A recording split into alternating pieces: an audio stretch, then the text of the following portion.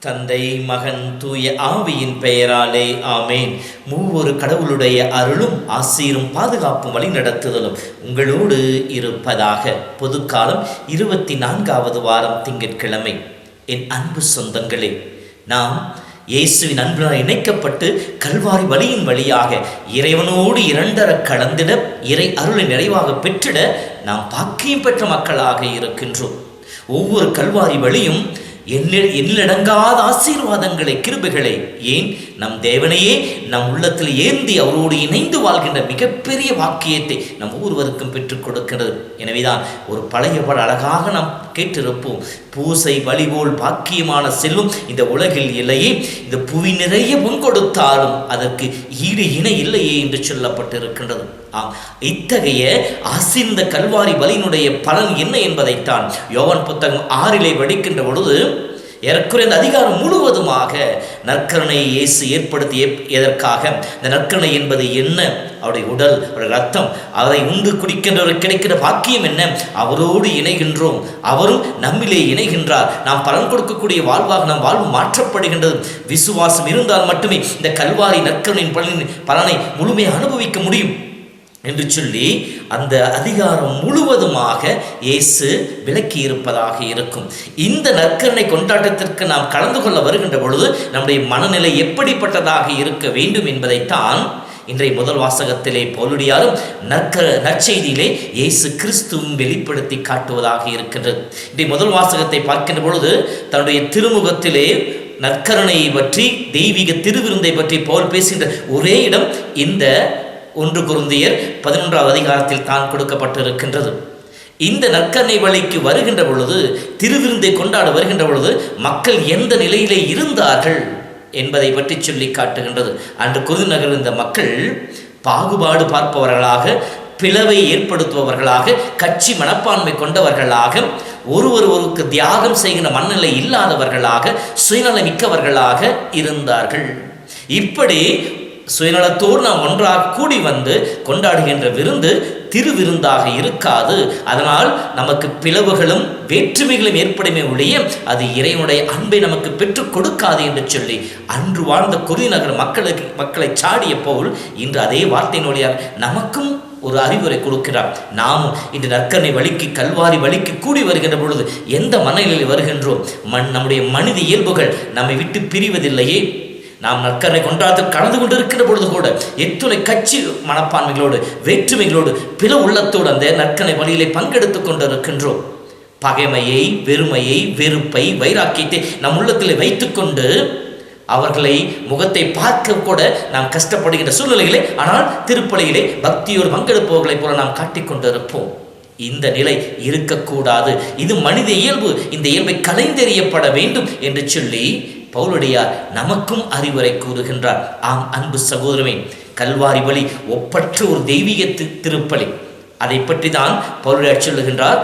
கிறிஸ்து வரும் வரை அவர் சாவை அறிக்கையிட நாம் அழைக்கப்பட்டிருக்கின்றோம். கல்வாரி மலையிலே இயேசுவின் இரத்தத்தின் வழியாக புதிய உடன்படிக்கை ஏற்படுத்தப்படுகின்றது.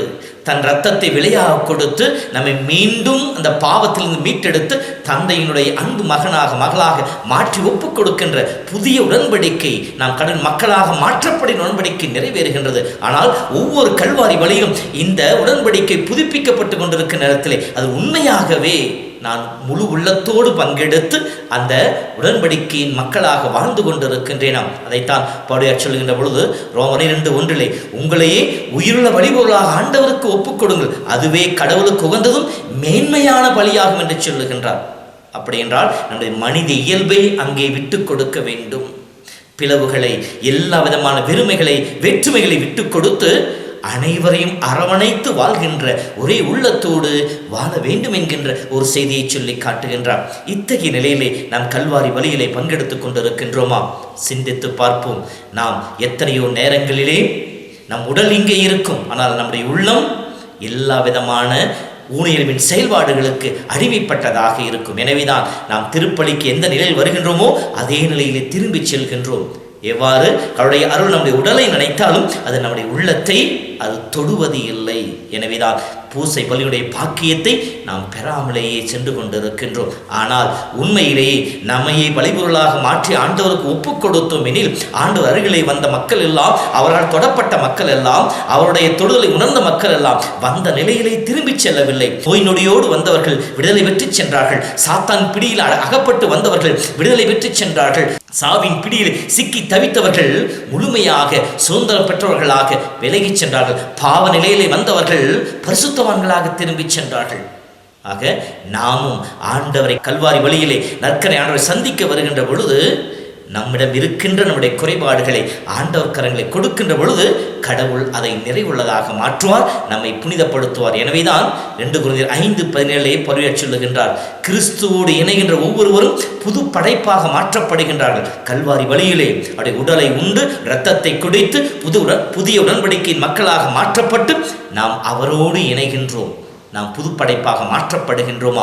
சிந்தித்து பார்ப்போம். இல்லையெனில் நம்முடைய மனித இயல்பு கலைந்தெறியப்படவில்லை.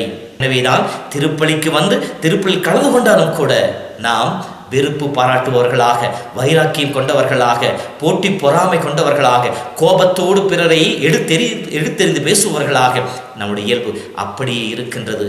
மாற்றிட அருள் வேண்டுவோம். அப்படி மாற்ற வேண்டுமெனில் இன்றைய நற்செய்தியில் வருகின்ற நூற்று தலைவனைப் போலவே தன்னிலை உணர்கின்றான். தான் ரோமை அரசனுடைய அதிகாரியாக இருப்பதை உணர்கின்றான். அதோடு கூட தன் நிலையிலிருந்து பிறருக்கு உதவி செய்பவனாக இருக்கிறான். தன்னிலே இருக்கின்ற பணியாளன் நோய்வாய்ப்பட்டிருக்கின்ற பொழுது அவன் மீது அக்கறை காட்டுபவனாக இருக்கின்றான். அந்த நோயை நீக்க யாரை அணுக வேண்டும் என்பதை அவன் அறிந்தவராக இருக்கின்றான். இயேசுவிடம் வல்லமை இருக்கின்றதை உணர்ந்து கொள்கின்றான்.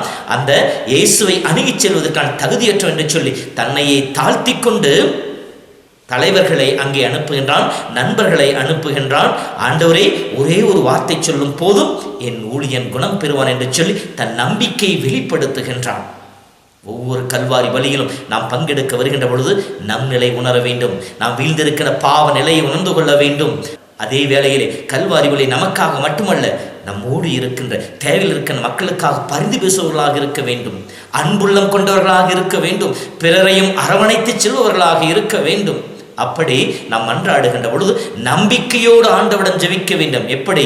இதோ நான் அண்டி வந்திருக்கின்ற இந்த கல்வாரியில் உடைக்கப்படுகின்ற இயேசு கிறிஸ்துவே என்னுடைய எல்லா நிலைகளையும் உடைத்து போட்டு என்னை புது மனிதனாக மாற்றுவார், எனக்கு கிருபை கொடுப்பார், அவரிடம் வல்லமை இருக்கிறது என்பதை உணர்ந்து கொண்டு அவரை நாம் தேட வேண்டும்.